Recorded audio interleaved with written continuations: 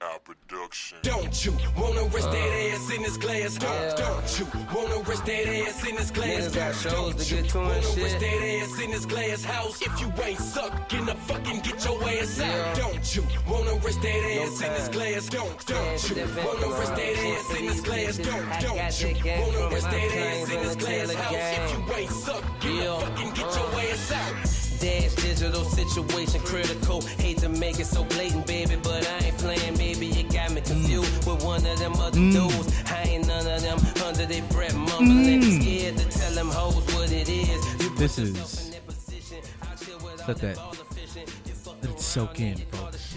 This is good quality A1 music. I really just hope Big Crit know I'm a fan, so I just hope, he's not gonna sue me for playing his song longer than I usually play songs. But I'm gonna cut it down now because I'm pussy and I'm scared of copyright and shit like that. But that was I feel like I played that like 4 times on here, but that was just such a legendary song. It was just such legendary. It makes you feel the feels. You feel the thingies, right? Don't you want to risk that ass in this glass house? Just real to the point. It makes good sense. If you're not sucking or fucking, then, maybe leave just because we're not on the same page. If you don't want to suck and fuck, that's perfectly fine. That's on you. That's your mouth and your lower extremities to do with what you please. But, Currency and Big Crit were just letting you know that if you're not ready to risk this ass in this glass house, then maybe it's not the place for you. And that's fine. Everybody's got different views, different things they plan to do. And that's that. So clearly, it's you and me, guys. We're back again with another segment of me just talking about nonsense because we're going to wait to get into the topics with DC because it's no fun if I just talk to you all. You guys have to engage, and you don't that often, and I don't appreciate it because we could be really in here bonding with one another, but you guys just sit and you just let me fucking spew nonsense at you. Moni's here. It's a good breakdown. It's like you just have to understand, life's about understanding. You have to find the deeper meaning in things, Moni, and if you can't, really find a deep breakdown in somebody risking that ass in this glass house, then really what can you break down? Don't get up here and post quotes from Nietzsche if we can't discuss Currency, Wiz Khalifa, and Big Crit telling us about life and how proper etiquette gets down in a glass house Chevy, guys. That's it. It's important. Those are important things to know because you never know when you'll find yourself in a glass house, and you got to ask yourself, are you ready to risk that ass? Because sometimes you are ready to risk that ass. That's all. Yeah, lower extremities, or a WAP. You might have a very moist lower extremity. You WAP. I'm letting you guys know if you guys aren't listening. Every now and again, you need to get in and get yourself some Never Not Extra.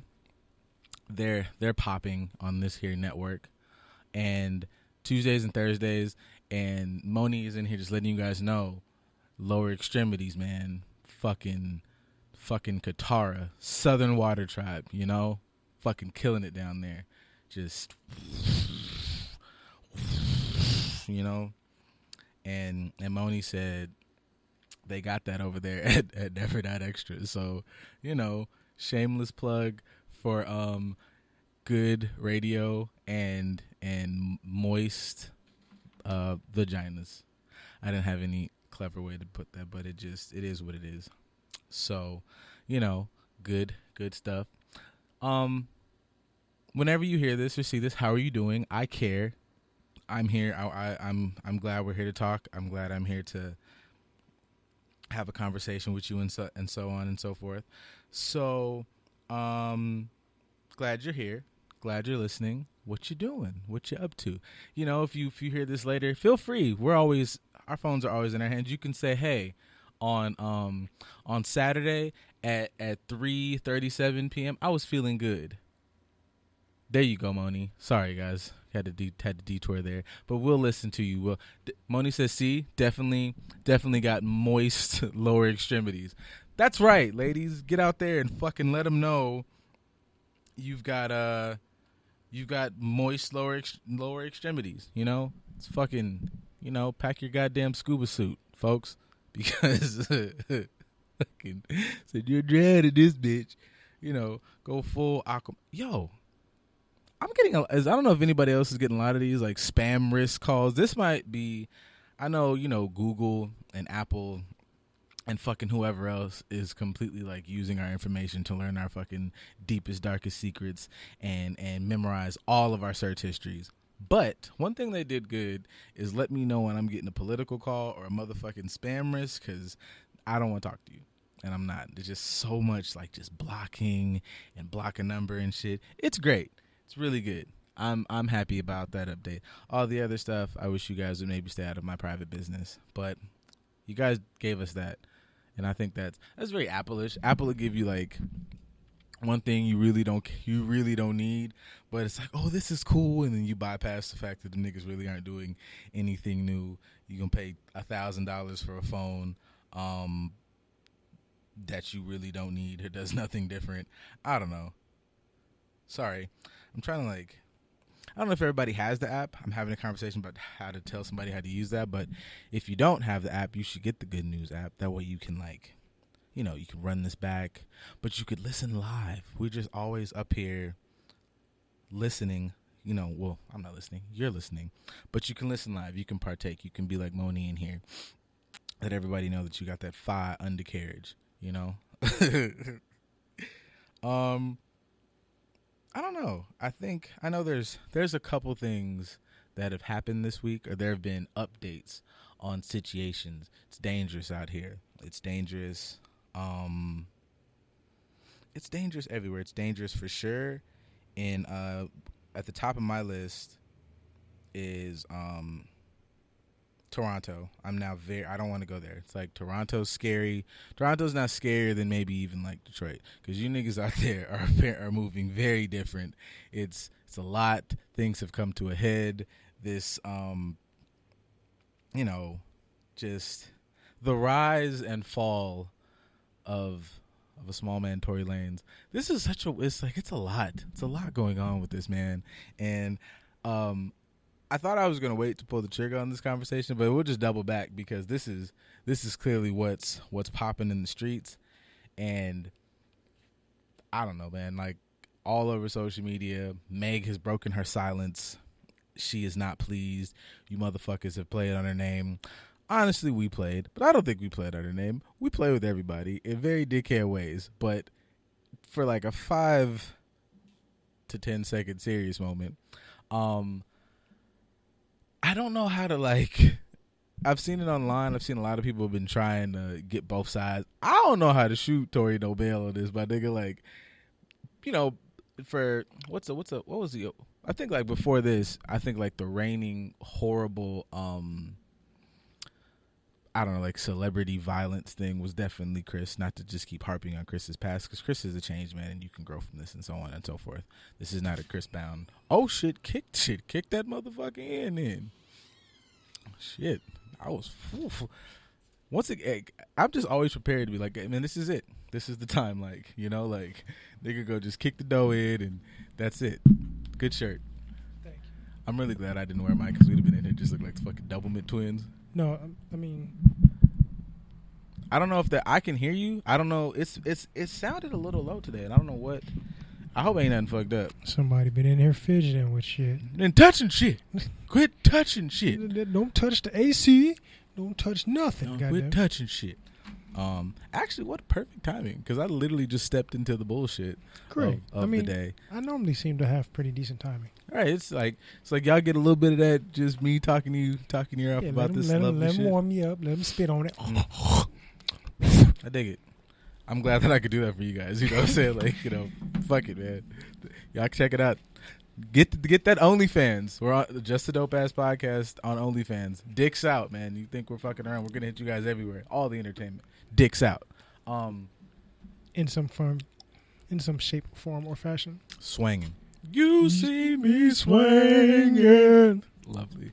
Oh, you right. Okay, Moni said, Somebody you're wrote? right. Holy shit. But I don't even think people are as mad at Tory as they were at Chris Brown. Okay, so she's making a good point. She's making a good point because I just literally said that like Tory's thing might be. I guess I don't think we've had, at least in new age hip hop or in like R&B and just the culture artists, there hasn't been this big of a holy fuck what since like probably, you know, young Christoph got busy in that Lamborghini. And with his, you know, there was a bunch of ways where you could, and even women on either side, everybody was like, well, not everybody, but there were scenarios where you could kind of like shoot him bail. He's young. They were getting physical. But the more shit that comes out with the story shit, it's like, damn, my nigga, like, I can't, like, how much has come out to the point to where we can really make a judgment on the situation? Now, granted, we know she's confirming that, yes, Tory, you shot me. Yes, it was you. You shot me in my foot. Okay, that's bad enough as it is. Yeah. But, you know, what's the, at least with Chris' situation, like, we knew what was going on. Mm-hmm. We knew both of y'all's felt like we had more details. With this situation, we still don't know nothing. Well, that's my thing with this is like, and I'm not saying that to shoot Tory some bail. I'm just saying let's get all the details before we completely jump up out the window with everything. I'm for getting all the details. My thing with that is like I've been trying to sit here and not to shit on Meg or anything like that, but like I've been sitting here just kind of wondering like, I don't know what scenario is like I pull a gun on a motherfucker like and shoot them in the foot. Yeah, I'm just like, God damn, nigga. Like even if you're just trying to be like, all right, man, we all was sitting there, we was all like just salivating over Chicks Tape, like everybody was loving Tory, and I'm like, all right, man, even from a space of I give a shit about, I'm like, I don't know one scenario, my nigga, where it's like, yo, I can see why he pulled that gun on her. And to shoot a motherfucking, I don't even know. In the foot. In the ankle, too. Because it looked like he shot in the ankle. It was such a, I don't know if he's the best marksman or worst marksman. It's the fucking, I don't know. Like this shit is just more baffling on a fucking, I don't know, whatever somebody posts basis. But yeah, I know that's been talked about. And I know it just blew up the internet. But the more, like you said, the more I just kind of looked, I was like, we really still don't know. We don't know shit. Like she confirmed. But she just confirmed literally this week that he's the one that shot her. Before we were speculating that that's what happened. So we still don't know anything. He ain't said a word. He ain't been charged with nothing. All the information we are getting is from her. Yeah, I don't know. I don't know if I really want this information. I just want. I mean, in the grand scheme of life, I hope everybody itself, gets justice. Like, look, because this shit now is just. In the grand scheme of life, I'll be honest with y'all. Like, we cover this shit because we have to for the pod. I can give a rat's ass about Meg or Tory. That's just me. Once I found out like nobody was like super like dead, I'm like, okay, cool. Like I really more so when I the more like, you know, it comes out, this is like 50, like I have like, you know, you've had 50-50 thoughts because it's like definitely when I see them like on online and shit, you know, and everybody talks about the Meg thing, I'm like, yeah, personally, if I was a Meg, I'd be Meg, like fuck all these niggas online. Like that bothered me more than anything because she was going off so hard about people online talking shit, and I'm not giving people online talking shit bail, but I'd be like, damn, you can't, you know, not to say like, you know, you got to be super strong, but it's like you are the hottest thing on planet Earth, and you got to start letting motherfuckers, as a motherfucker, I go to a regular job, you got to let motherfuckers go like, fuck them, because I just feel like it looked like that shit was like really fucking with her. Right. People, I'm like, you which know, is making this situation worse in my opinion. Like, getting shot is traumatic enough within itself. You've gone through some personal issues within the last couple of years within your career. Like, now's not the time to be all on social media having, you know, Instagram live therapy. Like, that's not what you should be focusing on, in my opinion. That's not to take away from her feeling the need to express however she needs to express, or venting when she feels she needs to vent. I get all that, but direct your energy to yourself would be my expertise or my expert opinion. Like, damn, all the like, we don't need all the information. Yeah, we, like and for people that are supporters of you, you could people that are supporters of you, they need you to take care of you right now. if they stand for you, since that seems to be the terminology this year, we stand for people. If you stand for Meg, let Meg handle Meg. I can't solve shit. Mm-hmm. I can't press Ned charge. I can't do nothing but scroll, double tap, or comment to myself like I'm watching a scary movie at the Magic Johnson Theater. Like, this motherfucker here. That's all I can do. None of that is going to help her at all. Focus on yourself. Get the treatment you need physically, mentally, and emotionally. Focus on your career. Focus on your circle. Focus on all the things that you need to do for yourself and your career. Get your ass off Instagram. Instagram and social media has been a thing, it seems like, all week. Because that thing you sent me was, I still didn't watch all of it, but like, I know that, you know, there's a lot of talk about. Never in my life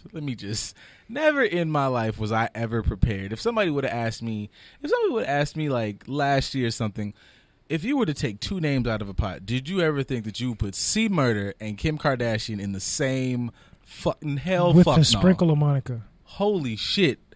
And beyond that, I'm like, come on, P. I understand that he like is bummed and like is hurt. But I don't know, man. I don't know, like, I feel like maybe maybe this is just the mindset of somebody, I'm not in the light like that, but I'm like, shit, this is enough for me. Like, right. This and making them goofy ass videos, some shit. But I don't know. I mean, I understand him being like bothered, I guess, if you've, you know, that nigga been like riding to like get his brother out of jail. It seemed like, you know, since the motherfucker went down. Since we was in grade school. But I mean, I guess if I'm, you know, if I'm a C Murder nigga, I'm trying to get out whatever which way. So if me being, and I think there might be like little sensitivities because I skimmed over it. So whatever he said in there, maybe it was. But if he didn't say, I don't give a fuck about my brother's help, but I know that this motherfucker is huge. Not to say, once again, this is up on a people thing, because not to say Master P is not one of the most influential whatever, but motherfuckers on earth. But Kim is like, all that family for whatever reason is white hot at all times. So like, shit, man. White and hot. Mm-hmm. I like what you did. You gotta, you know, if I'm gonna try to get the fuck out, I've been in here a long. I'm trying to get the fuck on. So if I can attach my name to this weirdo bitch and she give me the fuck out, cool. I don't know if he flat out said nobody's done nothing for me. If he just, from based on what I heard from P's words, he was saying in his books how nobody's had his back or family hasn't had his back, and I think that's what peeved P a little bit more, because it's like, Negro, we've been riding with you from the tippy, and now you know you talking about in your book that ain't nobody supporting you. Like, I don't want to come to jail all the time and get felt on and get searched, and like he was really harping on the getting felt on part, but I understand him. Like, yeah. Jail is not just something that the inmate suffers through. The whole family suffers through that. So do I want to come here on a regular basis with me, my mama, my grandma, my kid? Like, I don't want to come to this situation all the time. We've been putting money on your books for years. We've been looking out for you. But also, simply from a brother standpoint, which I understand, you in there because you not accepting accountability for your part in all of this. You taking the blame for something somebody else did, and they letting you rot in here. And I'm supposed to keep paying you money, and you talking about that I ain't did shit for you. I'd be upset. What you mean? Okay, so like P said, ATM's closed. We gonna shut all this shit down. Ain't a Ned book about to be paid for, commissary, no honey buns, no none of that. I know it sounds, you know, real lofty to have your little, like, you know, Don Miguel Ruiz mama, like, take nothing personal. But when I hear this, like, as a super outside, you know, they don't call me as often as they used to, but, you know, but it's like, you know, I know it's a kick in the balls on both ends, but it's like, come on, bro. Like, if you outside looking in, you could definitely see, like, oh, you're hurt by this. You're hurt by this. If you could maybe take that away, you understand his point. He's sitting up there. You know, if I'm P, you got to think like, oh, man, this nigga been locked down for how many years has he been inside? Damn near a lifetime. Well, for a teenager, damn near a lifetime. Yeah, he's been in there forever. And I'm like, yeah, man, you got to think for him, his world is, I can see you, I can touch you. It's niggas in here getting stabbed, raped, this, that. And this is the worst place ever. Right. So I get you're putting money on my books, but I could have $50 million in there, and like, I'm going to be able to buy no new shit. Can't do nothing. So can't buy my way out. My currency is touch, feel, I need to see you. Even if it's only once a month, because nigga, I'm in this brick house all fucking day, and you know, if I'm P, I think, his Murda has to look at him and be like, man, he runs a bajillion businesses. There's no way that nigga might be in Japan for 6 months doing some shit. Right. There's just no way he can get to me like that. And he's doing what he can. Not to say you are not allotted to have to want what you want, but understand, nigga, like there's wanting what you want. And then there's just logic, and this is happening, and being able to understand, like, oh, he did this for me in this way. All right, I need to kind of maybe step out my feels. Once again, like, your feelings are valid, but them shits might be full of shit one day. Right. He can only help you because he has his hand in all these different business ventures. That does not mean that you are a primary focus. Because if I stop focusing on my business ventures, then my help for you has to slow down regardless. So the money's going to keep going. Which one do you want? I got to support you in some capacity because you my brother, you my family, but I do not have to make you the focal point of my support. I'm trying to build my businesses. I'm trying to keep, I got grown-ass kids that's about to go to college. I got a grown-ass kid that's starting his own business. I got other people that I need to support. I'm doing things in the community, especially right now when we need people to stand up for black businesses and to do things to help out in our communities. I'm doing all these things to help out a number of people. At what point do you say, you know what, I understand? You should, because even that is a matter of perspective. Like, to say that you aren't the focal point, you're not the one on the screen. Like, I guess that starts to determine, like, what do you consider a focal point? Because, nigga, if I'm doing all these businesses, for a fact that there's always probably, I'm assuming, an allotted budgeted income that this part of whatever we do goes towards him, goes towards his case, then, nigga, you're a focal point. You've been, and you're the longest standing focal point. So once again, like, nigga, like, just, even if you can only do it for 5 minutes and then go back to a raging fucking Hulk smash for 5 minutes, take your shoes off. Just try this motherfuckers. You ain't even got to lace them up. Just put them on a little bit and just see what the fuck happens. That's all you got to do. That's all. Because for a minute, we had a bunch of everybody in the industry free. See, like, your brother had everybody riding for you. So you can't really say that ain't nobody had your support, ain't nobody had your back. Like, come on, bro. Especially when you doing somebody else's time. Like, you doing somebody. I never understood that. I don't. Okay, I get it in our communities, no snitching, snitches get stitches and all that other stuff. But to sit in jail for a lifetime for somebody else's time, I've never understood it, especially in his situation where you had enough money to not even be in that situation, hanging out with them people in that place in the first place. Well, shit, that could be a fucking, even like, that could sprinkle on some Tory shit, because it's like, not to just keep harping on him, but after a while, and I think people mix up, they start to convolute the two, like, getting out of the bullshit that you were trying to work your way out of anyways, perfectly fine. That does not correlate to, oh, you trying to leave the hood, or you trying to leave your people. It's like, no, I'm putting this bullshit aside. Now, I can definitely build up something, this, that, and the third. You have to kind of differentiate and start to, analyze, okay, what parts of this are good and what parts of this are bad. And I say that for, like, a Tory, because it's like, you could be whatever the fuck you was in Toronto. That nigga has told his story 50,000 times. Rough shit is rough. I get it. I'm not I'm like minimizing that. But if I'm going to hang out in the rich fucking however area with fucking Kylie Jenner and Meg, I don't really think I need the heat on me like that. Or if I got it, then you should just have it in the car with, like, there's no. Not even that. A different perspective, which I want to address within our community. Sprinkle me, man. Why does somebody leaving the environment that they was getting money to do in the first place, like, the whole concept of hustling to get money is to get the fuck up out of the situation that you in. So why, when somebody actually has the ability to do that and they do that, why do we turn on them negatively? Why does somebody have to be your neighbor to support the community? The whole concept of me hustling was to get up out of here so I don't have to hustle no more. Why are you upset? Why do we? That's the kind of the crabs in the bucket theory. Mm-hmm. Why do you have to be in my direct line of view for you to understand what I'm doing or to value what I'm doing for myself, my family, my community, my environment?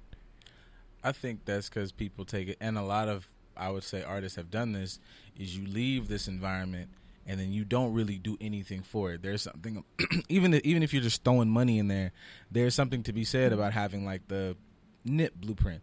It meant something people to like to walk up and be able to like, oh shit, this nigga's here. Oh shit, you're a part of this. Oh, you took this building that I walk by every day and turned this into something that's viable. So if your money's doing that, then no, you don't gotta like live up the street. But he wasn't there every day. Nip wasn't there every day. I got his name on the shop. You know he gonna pop up randomly whenever he feels the need to pop up. You know he has family members working here. But that even goes into my next point, not to cut you off, my bad. But if I'm helping out the community, or you want me to help out the community, what are you doing to be helped? I'm not here to just give you money and you continue living the way you live and doing the things that you're doing. Like, no, what are you bringing to the table for me to help grow? True. Because if we're going to help the community, let's grow the community to be better than what it is. Not me pumping money in the community for material bullshit and for you to feel comfortable. We're supposed to be changing our environment. I've seen Pete talk about that, which is true. Because, like, it is on both sides. It's like, you know, as an artist, you need to not just be a fucking money bag and show up and like, hey, I'm here, guys. And then you leave back, you know, to the Hollywood Hills for like the next however. But yes, like, you know, like with the NIP thing, that was like a special thing on all cylinders. Because like you said, it's family members, it's people. We're going to work the store. We're going to watch this. We're going to be all part of it and participants. Right. Niggas not going to come up here and do no fucking goofy shit, more or less. But, you know, it is all, and it seems like that trend is consistent. Like, because I'm a millionaire, you know, I'm like, just supposed to come through with gifts and shit. Yeah, and like, everybody's supposed to be happy. No, that's not changing anybody's situation at all. The stereotypical come through on Thanksgiving with turkeys, or come through with presents on, you know, Christmas. But Christ Mass. Mass Jesus. All day long, all December. But to come through on these holidays and donate things for these holidays, backpacks for back to school, like, people have stereotypically come back to their communities and done that for generations, both dope boy and established. Yeah, exactly. Just a bunch of Nino from everybody, from the dope boys of the area to the established players that have become. No diss to giving out turkeys, but you could. There's more that could be done. There's more than can be. Okay, I fed you, and y'all can eat these leftovers for a couple of days. But what more am I doing for the community? So, do I need to come back and do this little trivial bullshit for y'all? Pass out $100 bills or $20 bills to the kid? That's great, just to show you that you could do it too. That's wonderful. But what resources? Are you going to LeBron it? Are you going to Kevin Durant it, where you're creating resources for the kids to come and actually do something and thrive and get a better education? Or am I just passing out backpacks and turkeys? Now, math, you know, like when shit like that, like math wasn't my best subject at all.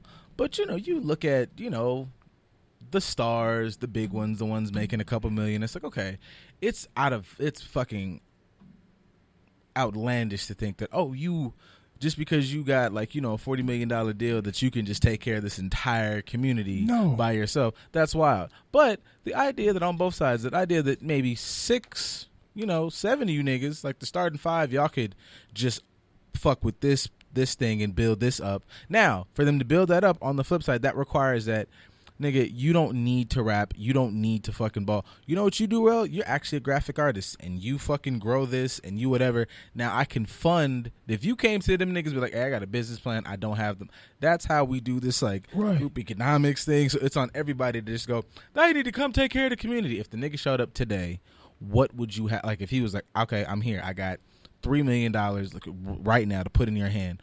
What are you going to do with that? If you was like, I'm thinking about, give me my money back. Right. Because it could fail, but I'd like you to say, I know I want to start a fucking metal water bottle thing made out of such and such a materials. Oh, here you go, boom. But if you come up like, I've been really working on my mixtape. Come on, bro, I'm in this field and know that I'm just trying to start a chicken joint. Not that I have anything, just fried chicken. Trust me, we enjoy, but. Come on, like, what are you doing for the what? You can start a chicken joint, but give me a business plan on how to run a restaurant. Give me a business plan on how this is going to be bigger than you setting up shop on the corner and sell. Like, how can I be a resource to you that's going to be profitable for everybody? I don't need a ton of kickback because I got the money in the first place. But I need something that's going to grow and support everybody. Or I'm supporting you because you really have a talent for this. If you open a chicken joint but you got the baddest chicken in the whole tri-state area, then yeah, I want to help you grow. Cooking motherfucker Right. here, baby. You can't say you came out of jail, you was the chef in prison or whatever, and this is your new start, but you also want to utilize that to give jobs to other people getting out of, like, have a plan on how this can grow into something magnificent for our people, and I'm sure they have no problem helping you. But again, that kind of goes to the Tory Lane situation, whether financially or physically, who am I surrounding myself with and why? Because if you surround yourself with the wrong people, you can end up a C Murder or a Meg, neither of which are profitable situations for you. Ain't gonna lie, if I gotta choose up, shoot me in my motherfucking heel, both of them. And I can go back to doing what I'm doing. Or Man. you can take the Master P route and say, you know what? I'm leaving everybody behind that ain't trying to get shit done. If you ain't trying to put in no work, I'm out. I'll help you if you're trying to grind, but if you're not trying to grind, I'll see you on the flip side. Yeah. And that's shit. P is going on a number of things saying that, like, look, like, I'm fucking with mine, but... And also, yeah, you know, people got to really fuck, because even I still say one of the most brilliant moves, and super simple, is like, we the most noodle eating motherfuckers you can have. Right. I'm gonna make some motherfucking noodles For black folks with black flavors, so to speak, not just Oriental, because we talking about labels being terrible and Uncle Ben's and shit. Why are we still calling noodles Oriental flavor? That's a whole nother topic. I'll let the Asian community get mad about that one. But yes, P is deciding to do something. They They own a nation. Y'all could call it whatever the fuck you want. Word. That's their blueprint is fucking magical. And it's the blue pack too. So, but P is doing something for us. Even if you like, you know what, I don't have a magical idea or a talent that I know of right now, but I see you doing something magical for the people. Hey, who you need to work in that noodle factory? I need a job. I'm trying to work. It ain't even me trying to latch on and get money from you. Just let me be one of the people that works in your... I know how to drive a forklift. I can work in the factory to help you get your noodles out or deliver them, or I'm a truck driver or whatever the case. You can play your role and still get paid without him having to fund some bullshit. Playing your position, doing your role, fitting where you can fit in the piece of this puzzle. Like last week. Exactly. Like, so I reminded myself, because I looked at messages. It's our messages, because we be talking about shit, because we're dedicated to the fucking craft. All week long. And it was one of these posts about just the world and the maneuvers of the poly lifestyle and the misconceptions and surrounding yourself with like-minded people. Yeah, you know. I know a lot of people seem like, you know, they with the shits, they're not with the shits, or they just... But this page is like, oh, no, we're going to really break down, like, what goes into this. And then there was, like, I lost it now. I'm just fucking scrolling. But I know one of the arguments in there was, like, those are arguably, like, way more and have way better communication and understanding of one another than like a monogamous relationship, because it doesn't have because the monogamous relationship is typically based in your selfish one-sided ego, whereas you have to effectively communicate within a poly situation because all parties have to be considered. Yeah, it just I know this one for me, and not as somebody who just says fuck it because fuck it. I just know right now I could be completely honest with when I saw like because it was, you know, they get busy. It's like, you know, everybody thinks poly, it's like you just want to fuck two women. I'm like, no, for me, not at all. Like for me personally, I think that's, you know, that sounds fine. But the one it was like, you know, when we talk about even like black shit and like poly things, was like, you know, there was a lot of women. I don't know if it's women dominant, like, but the woman is the one, and then she's got multiple dudes and niggas. Oh, you talking about historically, yeah. Since we try to make it seem like this has nothing to do with our cultural past, which it does, but historically, up until I believe 1968, when it was outlawed in Nigeria, women were the dominant factors of going from household to house. Well, they had multiple husbands. Mm-hmm. When it was outlawed in 1968, then they started going. They referred to it as bouncing from household to household, and whoever was the husband at the time, that's the one that would be the the patriarch for the family. But that's only like they had to switch up the maneuvers in Nigeria because they outlawed it. Prior to that, it was a really big thing within women. Like women were having multiple husbands. So it has nothing to do with, like, I think here it's more looked at as more of an ego thing. Like, oh, you just want multiple bitches. Like, I can be single and have multiple women, technically, because I'm weighing my options and I have the right to do so, just like you have the right to do so. Technically, if you want to get super technical about it, everybody that's single and dating, you're in a poly situation, whether you know it or not. But we can get into that later. You're in an open relationship. Technically, you're allowing somebody to weigh their options, or trying to not allow them to weigh their options, which is also stupid because they're single. But that's still your ego getting in the way of what's actual factual. Yeah. But yes, African women were definitely running all up in this thing, having multiple husbands, and dudes was okay with it. Yeah, I guess like you said, with something like that, it is how you communicate it. Because even on that page, like the picture of, like, you know, I just ain't finna bust slob with no nigga right in the room. But if everybody's like, you know, there was this diagram that it showed, and it was like, these people are like casual fuckers, these people are like serious things. And I'm like, when you look at it like that, I'm like, that is kind of like every goddamn body. And once again, I would say that comes with, I think, the expectation you put on something at the start. Because, you know, you've had like people who you relationship with, you people who you like kind of, what's that shit? What was that shit called? Friends with benefits ish. Right. But that's a relationship if you really are fucking with this person and y'all just are deciding not to be like conditioned where you can't fuck nobody else. You can't be safe. You be safe. Them shits from people out, well, until people get, you know, out of pocket, are, I don't know why I think they're pretty healthy, unless somebody comes in the gate, I think, thinking that, oh, I'm gonna just do this for a minute until you can just latch on this person, which to me feels like if you started this thing from a dishonest space and it had no room but to like fall apart. Right.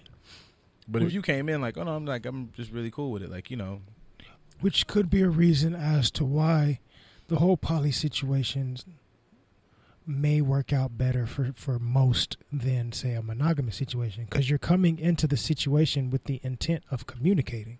Like, I have to. That's part of the dynamic of the relationship, is I have to communicate effectively with everybody involved. I don't have the pressure of having to hide anything. Yes, I got this situation over here. Yes, they are okay with an additional situation. Yes, she may be the one to come approach you. Who knows? Depending on whatever's going on within that dynamic, we have communicated about it. We are communicating it to you. Is you with it or not? Is you is or is you ain't?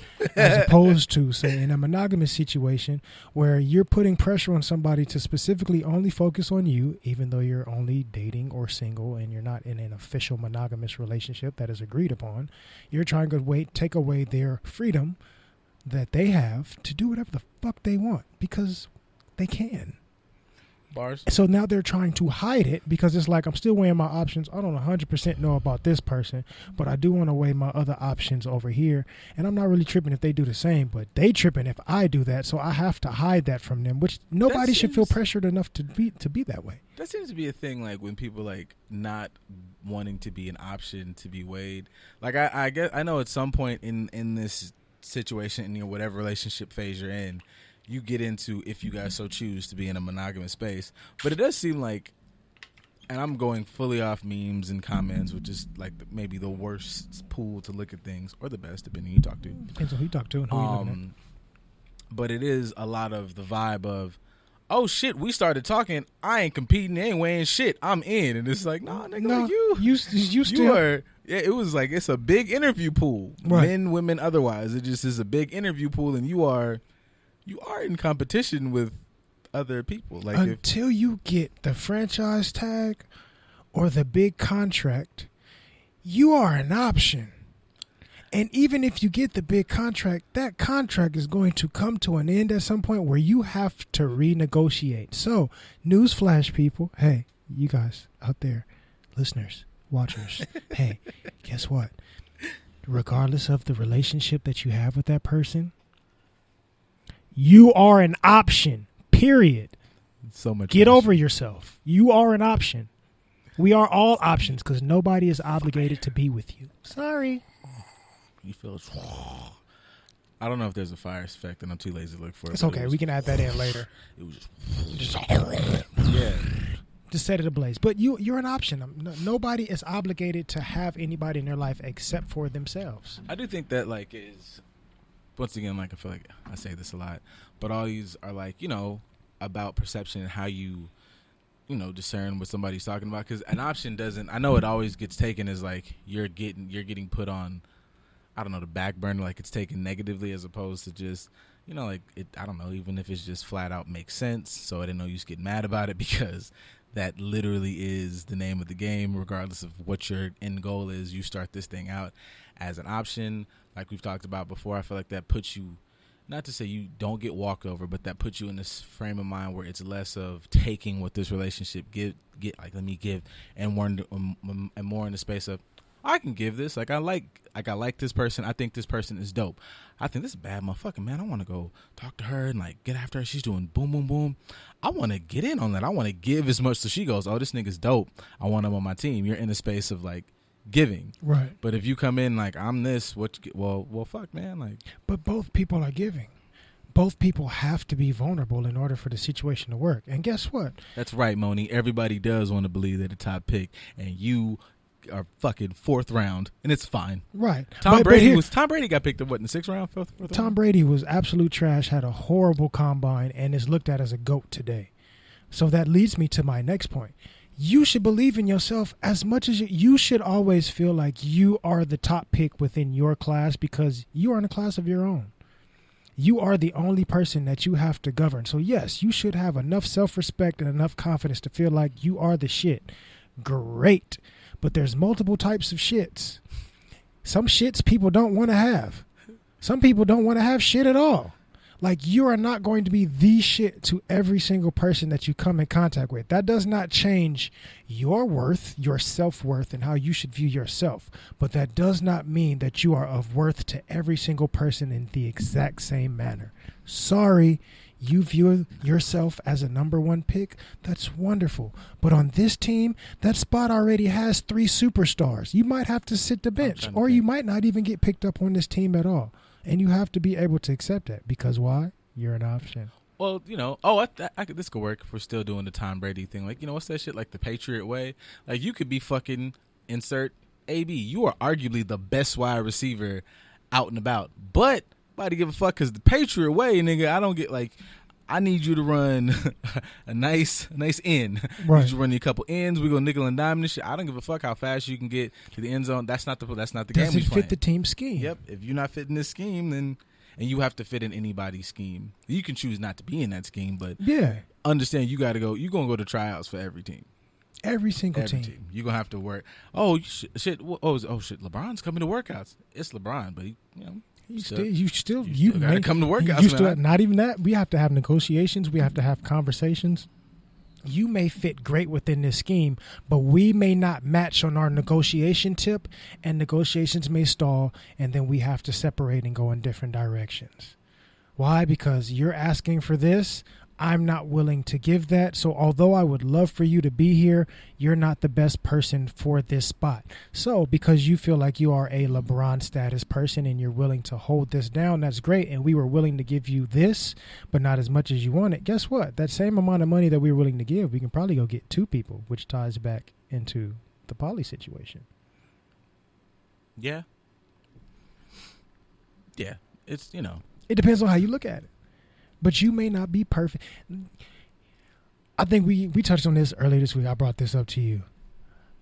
Common has had some of the baddest. Yeah. And not to disrespect Miss Tiffany Haddish, but he's with her and he's happy at the moment. Nobody really saw that coming. I'm not going to knock it because, hey, that's y'all thing. As long as y'all happy, that's all that matters. But he's had some wonderful draft picks, and guess what? They are no longer the option. Why? Because at some point, we don't work in each other's scheme, and now I'm in a different situation. Word. Hang on. Moni dropped a question. We're trying to be good with this. Go ahead. So, question: How you move? How you move knowing that you can be cut from the team at any time, even with the contract? Like, how is it possible to be all in, but still protecting yourself? I would say that, at least for me personally, all of this shit is temporary. Like, there's no guarantee that you'll be with this person for the next 50 minutes or the next 50 years. Right. So you enjoy your relationship in the present. Anything you do in the present. You could die. Like, you could spontaneously combust tomorrow. Right. So it's just being okay. Like, you have to be okay with loss. Like, being all in assumes that loss might not be, you might be all in, they might be all in, and they might get in a car crash. What you gonna do? Right. Like, you have to be able to go, I enjoy this and this feeds me, and I'm happy here, and so on and so forth, and still be okay with the fact. That's kind of like what I said. I think I said something about this like last week, like the idea that because you were in something so good and then it fell apart, all of a sudden the world's coming to an end. Right. No, that shit was good. That's what you needed in that time, in this space in your life. You needed that thing, and you and that person might be bullshit now and fuck that motherfucker, and you might both need time to grow apart to come back together, maybe. And I'm not saying that as like hold that out, but just enjoy what you have now. Like, okay, we're good now. This is a good space now. I'm all in for this right now. That's what we touched on last week. Yeah. In regards to my friend. My friend was engaged and pregnant, and she is no longer living it. Like, her fiance lost everything and has to start over. Moni, if you want to hit the gas, baby, hit the gas. Don't be saying I'm gonna leave it there. Just go on. Drop No, go ahead. Yeah, drop what you need to say. But in the aspect of being all in, being all in doesn't mean you have to give every ounce of yourself. You have to assess the situation and understand how much is needed and how much is too much and how much is too little for this moment right now. When you come across somebody, if you're going to go head first and go all in, I'm thinking about marriage right now. Are you like, whoa, I just met you, like this is our first date? That's too much for this capacity. How much should you be giving right now? And then incrementally you give more and more and more and more and more, depending on what the situation entails. That's vulnerability within itself. Some of you hurt yourselves because you're giving too much, which is not applicable to the situation at hand, and then you get mad at the other person because they don't want as much as you trying to give. Nobody told you to do that. You didn't pay attention to the boundaries. You didn't read the room and look at what was going on, and then you got mad because you poured 15 ounces worth of drink in a shot glass. Nobody asked you to do that. True. That's your fault. And some of that, I think, when people say like some of that shit, like I love hard and stuff, which is true. Some people, I think everybody loves love hard because you suck at controlling your own emotions and boundaries, and that's nobody else's fault. And so, but sometimes I don't even think that's loving hard. You just want something so you can, like I want to be in a relationship. You want to identify with that. That's not loving hard. You are emotionally irresponsible. You are emotionally insecure, and you don't want to control them. So you say that you love hard so that you can be devoid of accountability, which is not going to happen. So you know what you should do? Be fucking accountable for your own actions and control yourself. Sorry. Stop blaming it on loving hard and just learn how to love appropriately. I wonder if that does the volume make it kick less in the balls or like heighten it? No, I hope it does. That's why I do it on purpose. So like hopefully that it hurts you a little bit more. It's and a little it pep. stings. It's a little seasoning. It gives a little dash. Like you'd be like, you eat something. Like, what is that? What is that? What is that? What you put that? Is that cumin? Sprinkle me, baby. Is that cumin? It's a little bit. But yeah, like I think even saying that, like you said, taking accountability is like not understanding where exactly is this coming from. Like, are you in love or are you, like I said last week, independency? Are you lonely? Like, what is this? What are you really here for? Like you, because that's not, and like we did all the comparisons. Go listen last. We did all the comparisons about how you love other people in your life, your mother, your father, your kids, all this other stuff. And it's not, there's not that many stipulations on those. You don't want nobody to, you have a bad relationship maybe with your father, your mother, whatever, they treat you shitty. But in general, you don't have this, if I don't talk to this motherfucker, this is not my father. Like, no, man, that's your fucking daddy. Like, you see him next week. Like, where you been, Papa? I've been out here, whoop whoop. Mom, what you doing? Bitch, I'm out in the streets and whatever. Okay, cool. Like, but you're not my mama. You're not my friend because you're not here when I want you to be here. Yeah. What's she saying? Oh, I think, okay. Hit us with him. Okay, Moni hit us with, I think I give too little because I got to be 1 foot out the door, or at least try to appear like I have 1 foot out the door. Well, you just said the last part, like you bullshit. Like you trying to like pretend like I don't give a shit instead of just like you can give a shit as much as it. That's what I'm saying. Like I guess try to analyze where these feelings are coming from, because if you just like this person genuinely, like, and treat it like I say, look at it like your friends. Like I like, all of my friends, I'm like, I like these dudes because they just people I grew with, and they, we grew into, I like this trade, this person, is more patient than me, and I kind of learned that from them. But it's all like, it's not a space of like I need to be the coolest guy in the room so they think I'm cool. It just is a natural occurrence. So if I'm coming into this thinking I have to adjust myself for this particular relationship, that shit's already on a bad foot. And now I need to understand, like, am I in this relationship so I can be, you know, I can get touched on, I can get my dick sucked, I can get, you know, loved on. But if that's I'm coming in this with like just an expectation, just an unwarranted expectation and goal on it, then you fucked from jump. Because there's layers to yourself and to this thing that you're projecting on this relationship that you shouldn't do. I mean, based on the example that she's given, you're afraid of vulnerability. You're approaching the situation, I won't even say cautious or even guarded. You're expecting it to fail, and that's why you're scared to give all of yourself. And which, like I said earlier, doesn't mean that you have to give 100% of yourself, but give enough within this confines until it requires more. If you're going into it with the expectation that it's going to fail or hurt you or disappoint you or whatever the case may be, within the grand scheme of speaking things into fruition, it's going to happen. Sometimes you have to just let your guard down just a little bit. Not saying like load up drawbridge all the way, but you can peek over that bitch and be like, hey, why you here? I'm gonna let you know why I'm here. What's going on? Like, am I safe? If I'm not safe, I accept accountability for me not having to be safe within this situation. I can't 100% blame you on that, but you recognizing that I'm 1 foot in, 1 foot out, you starting off like that? And fuck is you double dutching? Like, what you are we guys need doing? to watch more Mandalorian. Like, you know, you have to know the journey is the way. That is the way. Everything is within the journey. I think you need to. You focused on the end result, and you ain't even started yet. I done cried to niggas, and they be like, huh? I never knew you had feelings like that. Well, one, you never showed them that side to you before, and you then you dump it on them, and you get mad because they don't know how to respond appropriately. If you knew how to do that incrementally and show them the side of you, maybe it wouldn't be such a fucking surprise. But also just the flip side, not to just promote like you do this, because people I think still take this, you promote all this communication and think, oh, this is the key to this next relationship. It might still fall apart, and that's perfectly fine that it didn't work out. Like, I think people should get more in the mindset of learning what you have to learn from this relationship. If it's a good space, if it's a bad space, learning the lesson, and just not repeating that shit over and over. Like the idea that you are, you know, I'm 26, I need to whatever, and it's like you still stupid at 26. You know, like I'm 26 and now I need to be married, this is my one-stop shop. Like even the poly thing, like some of this is all the things we've talked about, like conditioning and all this other shit, and we are all victims of it. But if you don't at least explore these ideas, you'll never kind of break a trend, because it's like, you know, you're assuming that this one has to be the one, and I'm tired of dating. What if dating is, or fucking different people, different experiences? What if that's what just, because relationships are things that show you pieces of yourself. It's kind of fucked up to make it seem like I'm gonna get everything out of myself from this one individual. I might need a couple people. Word to Zoe Williams, because he like talked about this like on his show, like one of his last episodes. It was in the same ballpark that you might need a couple relationships to figure your own shit out. But the idea that we're trained to be like, this one relationship has to be it. You think you failed, you didn't. Like as a fighter or people who've been in fights, you know, you got to get hit to understand, oh, that's okay, I need to learn how to move here. Oh, I got hit. Oh, I've now built my tolerance, or I got a granite chin, or whatever. You don't know if you got it or don't got that if you don't have enough fights. I'll say you did fail, just to be an asshole.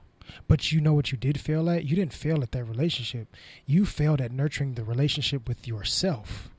Because you're not understanding. I guarantee you a good 90% of the people that are saying, I'm ready for a relationship, I'm ready, they don't know themselves. You're looking for a relationship to be a space to, you're like, looking for validation. Yep. That's all it is. You're looking for safety. Nigga, that's on you. And security, which nobody else can give you that. First of all, Moni, you been knew we was out here giving golden advice. Let me find out y'all was giving golden advice. No, here's the thing, folks. We've been giving nuggets. Let me look in this camera. Go ahead. Because Moni knows us personally. Moni sees us on a him. weekly basis. It's been out in public with people in social settings. Moni gets like straight from the tit. You understand? Like it's not we be pouring it in the cup for y'all. Moni gets it from the titty and gonna sit here in this. I like it. I take that back. back. I was about to. She said, "You know, I ain't ready." You know what that is, folks? Accountability. And we can accept that. I'm letting Moni off the hook. We let you off the hook because you're being accountable. Yeah, Moni said I want we'll that. Take that. And it's we'll great because I got a whole bunch of tirades from Moni though, yo, because like I'm debating as to whether or not Moni is like you piss her off and she'll like fucking snap your neck like an anime character, like, you know, you be like they lose it and then it's like 15 light slashes and a motherfucker turn into fucking fucking sandwich meat, just cubes of shit. Yeah, it's either that or like on weekends and like, you know, when everybody's like, oh my god, you know, we finna go out, Moni's like, I'm gonna go back home, and Moni go in her car and it's like just like a black coat and there's these boots. And you're like, what the fuck is, why she got them shiny ass black boots on? And she show up in like weird dark dungeons, like fucking Angelina Jolie off of, but she means it. She's not there to kill. Moni's there to fuck. And like, fuck reckless. Like, you motherfuckers like, all right, you white motherfuckers. Like, I feel like that's Moni. There's something in there. Like it's in there. She just hasn't found a safe enough space to let it out. She found it. She's just not going to let us know yet. Because when you know, she's like, I got to. She may not have found it enough to let us see it, but she has to find a spot. She Somebody knows it's there. Clearly, she can be accountable. Like most people, I think most people, they understand subconsciously what really needs to be done. They're just too fucking scared to allow themselves to do. We're not playing you, Moni. We are telling your legend. Moni is out here. I think I'm putting this out there. Moni is out here in some secret place, like some eyes wide shut shit that you can't. That you know you. It's weird names. Nobody. I am Adonis. Oh hell, hello Icarus. Like they got weird names and shit they tell each other. And like Moni walk in the door and they be like, Goddess Aphrodite has walked in, and she's just like giving orders and shit. It's some real deep shit. All these motherfuckers are like, and it's 7 motherfuckers that Moni controls, and like 5 of them, like one's Jeff Bezos, and like Moni is really out here ruling the white men that rule the planet. Yeah, it's a lot of shit. Yeah, yo, she's in the middle of a lot of things. Like the mystery of Moni, that's a thing that we started here. Yep. Yeah, it's deep. Moni shit is wild, folks. I'm scared, but I'm intrigued and I'm proud of her for, you know, really moving the culture forward. She's a little bit afraid, but his nipples are hard. I got a little bit of pee. It's a little bit of pee, but I'm excited about it. So, you know what? It's a half chub. Yeah, it's like it's a lot going on, you know. So, thanks, Moni, for your contributions, and just for that, I'm gonna play some highly sexual shit. Are you fucking with Victoria Monet? You asking me or Moni? Both. Oh, I mean, of course. Yeah. We do have like extremely similar taste in music, in case you haven't noticed over these years. Well, it's not like you're into the white men, Moni. It's like you're controlling the world. I'm giving like you're. It's a scenario, honey. You really fuck niggas, but like you control the white. It's different. It's not the same. Like, you know, like you're like. And a lot of white dudes are willing to go that route. Black dudes are still kind of scary as it pertains to like really letting a freak flag fly. Indeed. And Victoria be letting it fly. She said you get 9 times to hit the pussy. So that's it, folks. Victoria Monet just dropped her fucking album, and she said you get 9 times to hit the pussy. Listen.